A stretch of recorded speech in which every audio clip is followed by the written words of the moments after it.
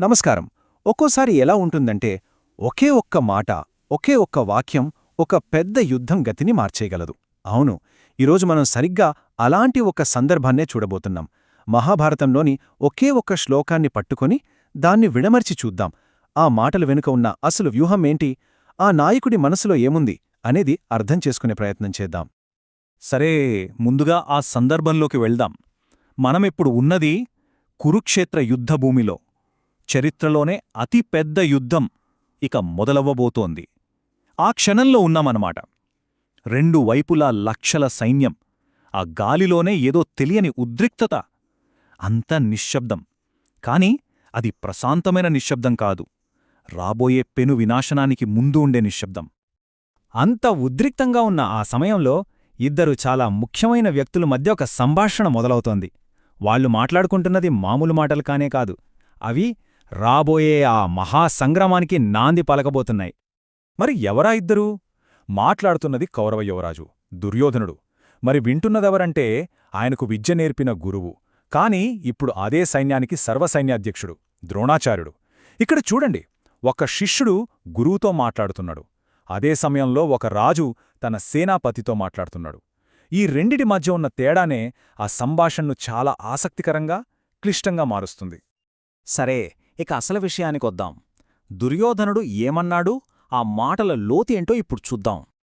ముందుగా ఈ శ్లోకాన్ని ఉన్నది ఉన్నట్టుగా దాని సంస్కృత రూపంలోనే ఒకసారి విందాం. ఆ శబ్దంలోనే ఒక గంభీరత ఉంది గదా. సరే, ఇప్పుడీ మాటల్లోనే ఒక్కో పొరను విడదీసి చూద్దాం. దాని లోపల దాగి ఉన్న అసలు అర్థమేంటో బయటకి తీద్దాం. ఆల్రైట్, ఇప్పుడు ఒక్కో పదాన్ని తీసుకుని దాన్ని విశ్లేషిద్దాం. దాని వెనుక ఉన్న ఉద్దేశమేంటో అర్థం చేసుకుందాం. దుర్యోధనుడు మొదలుపెట్టిందే ద్విజోత్తమ అనే పదంతో. అంటే ద్విజులలో ఉత్తముడా అని. ఇదేదో మామూలు పిలుపు కాదు, అదొక అత్యంత గౌరవప్రదమైన సంబోధన. అంటే యుద్ధం మొదలుపెట్టే ముందు తన గురువుకి ఇవ్వాల్సిన గౌరవాన్ని ఇస్తున్నాడనమాట. ఆయన ప్రాముఖ్యతను గుర్తిస్తున్నాడు. సరే, ద్రోణాచార్యుడికి అంత గౌరవం ఇచ్చాక ఇప్పుడు తన దృష్టిని మళ్లిస్తున్నాడు. ఎటువైపు? తన బలం వైపు. అస్మాకంతు విశిష్టాయే అంటే కాని మనవైపు కూడా విశిష్టమైన వాళ్లున్నారు అని. ఇక్కడ పాండవుల సైన్యం గురించి మాట్లాడాక ఇప్పుడు మన బలమేంటో కూడా చూద్దామన్నట్టుగా మాట్లాడుతున్నాడు. తన సైన్యం ఎంత శక్తివంతమైనదో తనకు తాను గుర్తుచేసుకుంటున్నాడు. ఇంకో విషయం గమనించాలి.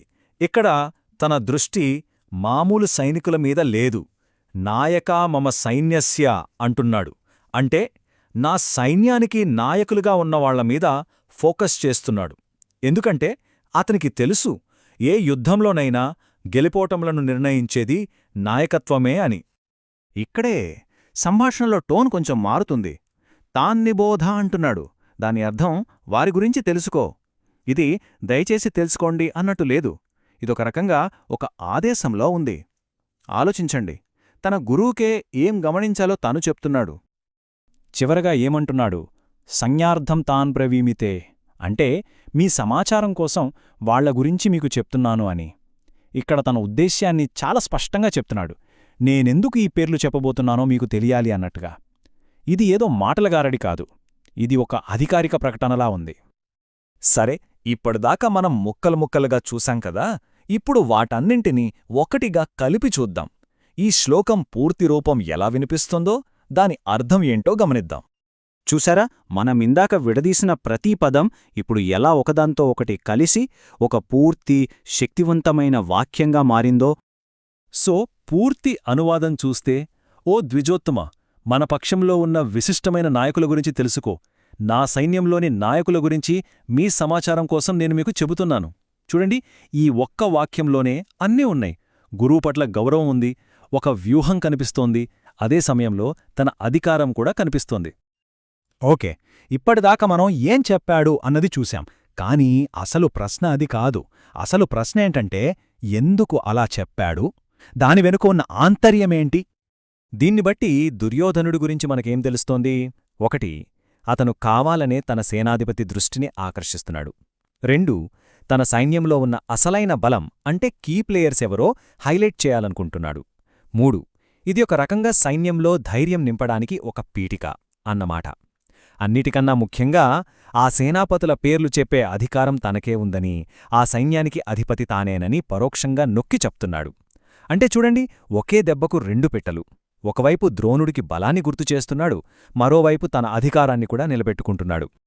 కాబట్టి చివరిగా మన ముందొక ప్రశ్న మిగిలిపోతోంది. దుర్యోధనుడి ఈ మాటలు నిజంగా తన సైన్యాన్ని ఉత్సాహపరుస్తున్న ఒక ధీమాగల నాయకుడివా, లేకపోతే అవతల పాండవ సైన్యాన్ని చూసి లోపలెక్కడో భయపడి తన గురువునుంచి కొంచెం ధైర్యం కావాలని కోరుకుంటున్న ఒక ఆందోళనలో ఉన్న యువరాజువా? ఆలోచిస్తే బహుశా రెండూ ఏమో.